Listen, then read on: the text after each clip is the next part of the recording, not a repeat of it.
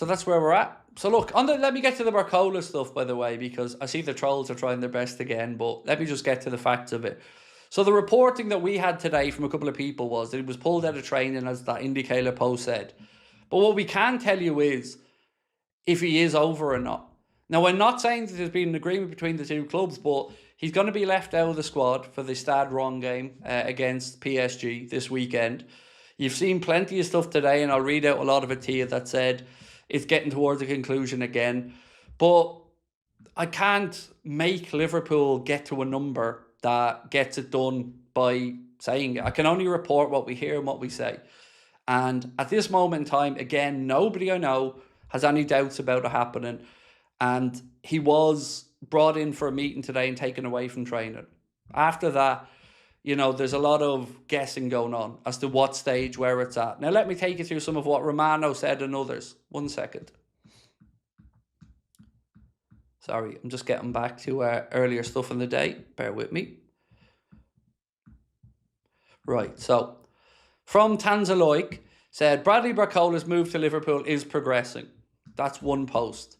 Next up, Fabrizio Romano said the breakthrough is not going to be today or tomorrow. It could come in some days. The conversation continues with PSG. Liverpool remain in active talks. Liverpool have an agreement with the player, but the agreement to the club is still needed. As well as that, there was... Sorry, I'm just trying to get all the posts around Barcola here for you.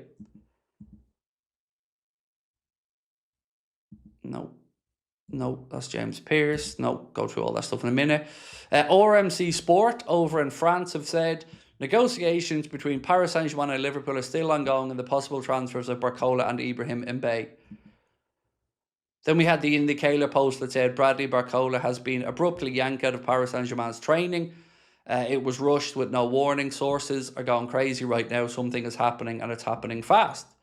So that's kind of where we're at. It is as we were in the waiting game for Barcola. But again, it will happen.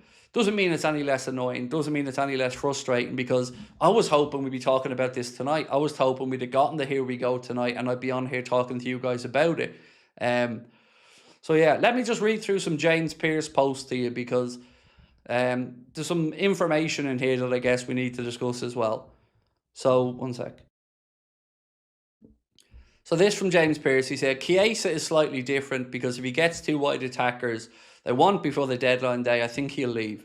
It was a bad sign for Chiesa that he was relegated to the AXA game last weekend versus Como. He hasn't impressed in pre-season. Also, James Pearce, he said, in recent days, Liverpool have been making a lot of calls and a lot of inquiries to establish availability and valuation of players. Now, does that not worry you guys? In recent days, Liverpool have been making a lot of calls and a lot of inquiries to establish the availability and valuation of players, with 11 days to go on the market. This is work that should have been done months ago. These lads are stealing a living at our football club, and they're coasting through to head off to Dubai or Saudi Arabia to start their new jobs. It's a piss take. And again, where's the aggression from the journalists on it? Where's the pushback? Where's the holding these people to account? Not there again. He also said, internally, Liverpool don't believe a specialist number 6 is required. Now this is, imagine trying to sell this to the Liverpool fan base. Imagine trying to sell this with a straight fucking face to the Liverpool fan base and wanting to be taken seriously. Internally, according to James Pearce, Liverpool don't believe that the specialist number 6 is required. They point to how Iriola sets up his team, its press as a unit, and how his system, the midfield, is not built around a Fabinho-type player, providing cover and protection to the back line when others venture forward. Instead, there's a more collective responsibility to get up and get back. Stop talking bollocks, James. Tyler Adams played that role in his midfield as the disruptor that gave the ball in the double pivot with the young lad who went up and did the attacking side of it. So to try and tell the world yet again that Liverpool don't think internally they need number 6 is absolute garbage, and you're lying. The club absolutely need a number 6. The fans know it, the pundits know it, the media knows it, everybody knows it, but they won't do it because, and I can't emphasise this enough, the owners are fucking cheap, and I've said it for ages. And this is how they get away with it. The apologists in chief every single summer come out and try to tell us that upside is down, black is white, left is right. It's all nonsense, absolute bollocks, and I'm fed up of it as a fan, and I'm fed up of it seeing these guys lauded as good coverage of our football club. They're nothing but apologists, and they're nothing but the club's PR team. It's a disgrace. I don't know a Liverpool fan, don't know a single one that doesn't think we need a DM. So to say the club don't view it as a possibility, it's just absolute garbage. Let me translate that for you to the honest answer. The club thought they were going to get the money for Alexis McAllister, which they could have reinvested in a defensive midfielder, but guess what? We didn't get the offers for Alexis McAllister. We expected to come from Madrid, so now they're going to talk about giving him a new deal. That's the truth of the matter. Anybody that tells you otherwise is bullshitting you. That's the truth of the matter. They expected they were going to have a pot of money from Maka that never became forthcoming, so now all of a sudden we don't need a DM. And that's the truth. I challenge anybody to say that's not right, because that's the absolute fucking truth. And I'm sick of these apologists stealing a living, covering the club. Who are you writing for? Because I don't know anybody that pays attention to what they say seriously anymore, because it's just bollocks.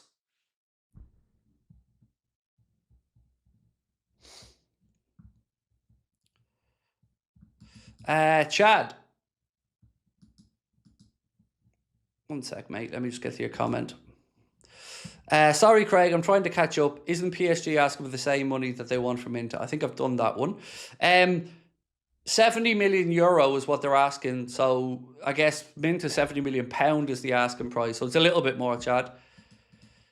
Still waiting to hear. Craig, can we still hear something tonight, Barcola?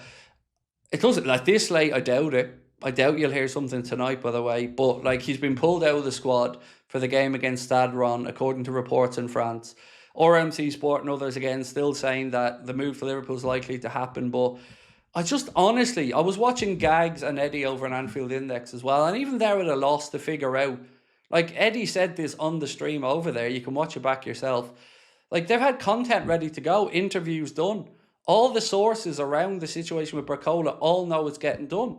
It's, everyone's at a loss to figure out what on earth they're doing, dragging their heels this much. It just feels strange. Greetings there, brother. I think they should keep Cody, Minta. Not sure Barcola is... Cody's better than Minta, I think you're saying. Not sure Barcola is maybe the 11th hour. I wonder if FSG is slowly handing over to Jeff. They seem reluctant to do anything.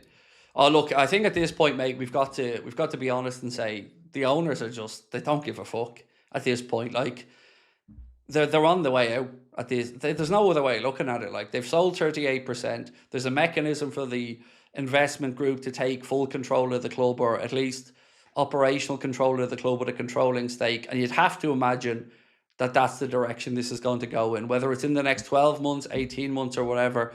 But the worry for us fans is any delaying now has a knock-on effect down the line. So the football club's still going to have to go out there and recruit a new sporting director and recruit new people behind the scenes. And who's leading the club? Because we're still supposed to be believing that FSG are leading the club in the day-to-day operations. Well, how's that going this summer? So the club feels a bit rudderless at the minute, and that we're a bit leadershipless, we're lacking in a leader, and we need clarity. So the mess of the window is just, I guess, a bigger reflection of the mess of where the club is at right now. And the club is in a bit of a mess right now, and we're kind of in a bit of a halfway house.